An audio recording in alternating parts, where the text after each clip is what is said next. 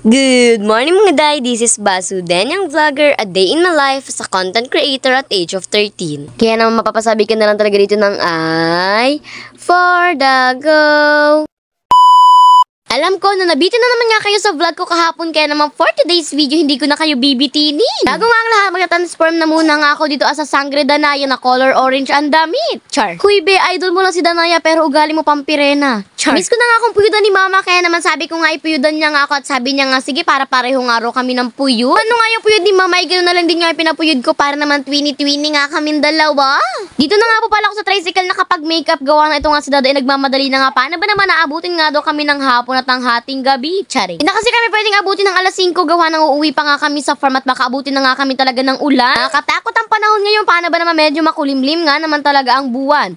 Uy, be, buwan ula pala yun. Napakarami nga po pala dito dumadaan ng mga truck at pati rin nga po pala ng mga bus. Kaya naman itong si Baby Star may for the sing naman nga ng the wheels on the bus for the round and round na rin. After na ilang minuto magagandang biyahe at magagandang tunawin na nakita namin, sa wakas nakarating na rin nga po pala kami dito sa pupuntahan namin. Ito nga raw po palang lugar na ito ay napuntahan na nga doon ng mga ibang vlogger, pero dahil vlogger din tayo, pupunta rin tayo dyan. Matagal na nga namin nila mamang gustong pumunta dito, ang kaso nga lang hindi nga talaga natutuloy, kaya naman thank you Lord para ba naman natuloy na nga kami ngayong araw. Good mood kasi ang mama at dada, kaya naman nakadiretso na nga agad-agad kami dito. Hindi na talaga sila dalawang isip pa para hindi na magbago ang mga isip nila. Kung makikita nyo nga dito sa tapat ng parang blackboard na nililistahan nga ito ng mga signature, kaya naman nga kung anong gusto mong ilagay dito. Siguro nga ito na rin nga siguro yung magtatatak na memories kung napakaraming taon na ba ang pumunta dito sa kanilang lumihan. Sabi, decision ka for today's video. Pinapirma na rin nga po pala ako yan gawa ng vlogger nga Rokat para meron na rin akong memories dito na signature ko. O di ba nakakatuwa naman talaga. Habang hinihintay nga po pala namin yung mga order namin, nakita nga po pala namin ito si Ate Julian, kaya naman shoutout nga po pala sa'yo. Bali, kaibigan nga po pala ng Tita Star si Ate Julian, kaya naman Tita Star, shoutout sa'yo. Pupunta ulit tayo dito kapag umuwi ka na, kaya naman umuwi ka na ngayong araw na din.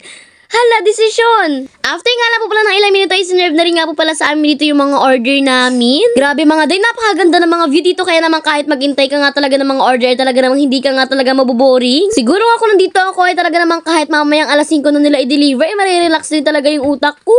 Huy, napaka-OA. Pero na-serve na lahat ng pagkain namin, kaya naman kakain na nga kami. Ito na nga kami pumesto sa may gilid para naman talagang kitang-kita nga naman talaga namin yung view. Kaso nga lang sa sobrang ganda ng cellphone ko, naging langit na yung view namin. Pero in real life po talaga napakaganda po talaga ng view, kaya naman wala talaga akong masabi. Wala po talaga akong masabi at ang masasabi ko lang talaga ay napakaganda. Diyos ko mga dito ko lang pala matitikman sa lumihan na ito ang Diwata Chicken Joy. Char. Akalain nyo, dito ko lang pala matitikman ang Diwata Chicken Joy. Hindi ko na kailangan pumunta pa ng malayo. Diyos ko mga day, di naman ako na-inform. Pandalawang tao pala tong Chicken Joy nila, napakalaki. Diyos ko day, parang mas malaki pa to sa utak ko.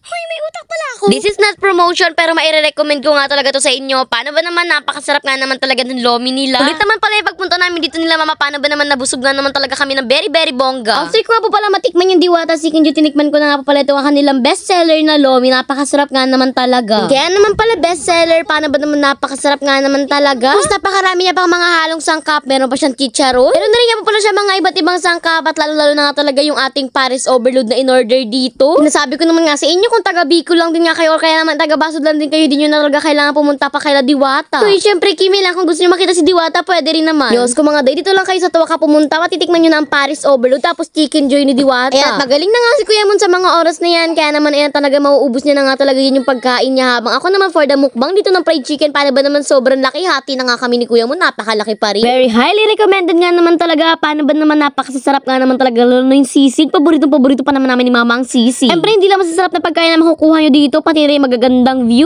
I love the view because I love you. Hala, walang ganun. Diyos ko mga dito, ang tuwa na naman nga si Baby Star dito habang kumakain siya. Paano ba naman nanonood yan siya ng mga pusa na talaga naman for the budots nga naman talaga. After ko naman nga po palang kumain for the retouch lang ako dyan, paano ba naman magpipicture-picture taking pa nga kami dito sa dadaanan namin. Thank you ko na lang talaga. Paano ba naman napakasaya na naman nga naman sa Danyang family. Paano ba naman nakagala na nga nabusog pa.